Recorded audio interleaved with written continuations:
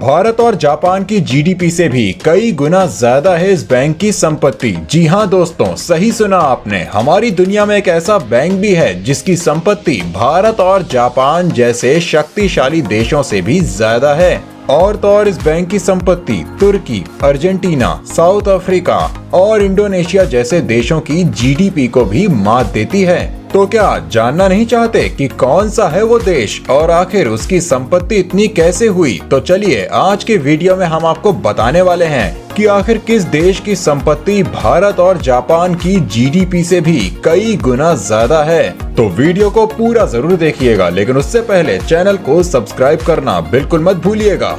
तो दोस्तों, हम बात कर रहे हैं बैंक ऑफ जापान की। बैंक ऑफ जापान की संपत्ति तेजी से उभरते तुर्की, अर्जेंटीना, साउथ अफ्रीका, भारत और इंडोनेशिया और जापान की जीडीपी से भी कई गुना ज्यादा है। बैंक ऑफ जापान इस वक्त $4.87 ट्रिलियन यानी कि 355.51 लाख करोड़ रुपए की कुल संपत्ति का मालिक बना हुआ बैठा है, और जिसके चलते बैंक ऑफ जापान दुनिया के G7 देशों में पहला ऐसा देश बन गया है जिसकी कुल संपत्ति भारत और जापान की पूरी अर्थव्यवस्था से कई गुना ज्यादा है। और केवल इतना ही नहीं, बैंक ऑफ जापान की ये संपत्ति दुनिया की सबसे बड़ी कंपनी एप्पल से भी 5 गुना ज्यादा है, और खुद जापान की सबसे बड़ी कंपनी टोयोटा मोटर्स कॉर्प की संपत्ति से 25 गुना ज्यादा है। स्विस नेशनल बैंक के बाद दुनिया का दूसरा केंद्रीय बैंक बन चुका है। आपको बता दें कि पिछले 5.5 साल में बैंक ऑफ जापान में कई नीतियों को अपनाया है, जिसके चलते बैंक ऑफ जापान की इकोनॉमी में तेजी से बढ़ावा देखने को मिला है।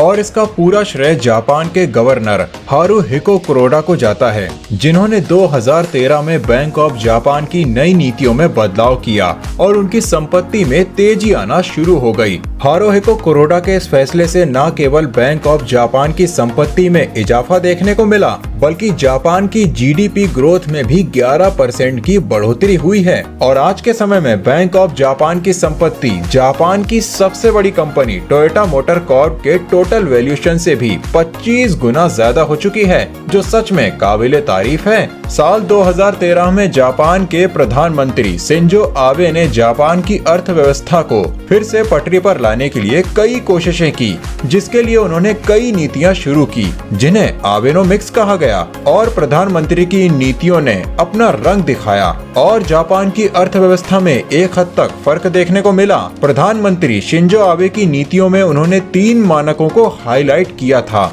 जिनमें आर्थिक सुधार, राजकोषीय खर्च और मौद्रिक सुधार पर खास तौर पर ध्यान दिया गया था। और इन्हीं नीतियों की बदौलत आज bank of Japan Swiss bank के बाद दूसरा सबसे अमीर बैंक बन चुका है। बैंक ऑफ जापान ने अपनी हालतों में सुधार लाने के लिए मुद्रा स्थिति को अपनाया, जिसमें बड़े बड़े इन्वेस्टर ने पूरे तरीके से सपोर्ट किया और बड़े पैमाने पर बैंक के शेयर और बॉन्ड खरीदने के लिए लोगों को उत्साहित किया। इन नीतियों के जरिए इन्वेस्टर्स को भारी मात्रा में बॉन्ड और शेयर्स खरीदने के लिए कहा गया और उनकी इंटरेस्ट रेट को बढ़ा भी दिया गया, जिससे निवेशकों की रुचि बैंक में इन्वेस्टमेंट करने में बढ़ी। और कुछ ही समय में सरकार का ये तरीका सकारात्मक परिणाम दिखाने लगा और बैंक ऑफ जापान की ये रणनीति रंग लाई। और पिछले कई वर्षों से तेजी से असेट्स खरीदने के चलते बैंक के पास जापानी सरकारी बॉन्ड बाजार का 45% हिस्सा है, जिसने उसे बाकी केंद्रीय बैंकों की भीड़ से अलग दिखाया है और दुनिया में एक अलग पहचान दिलाई है।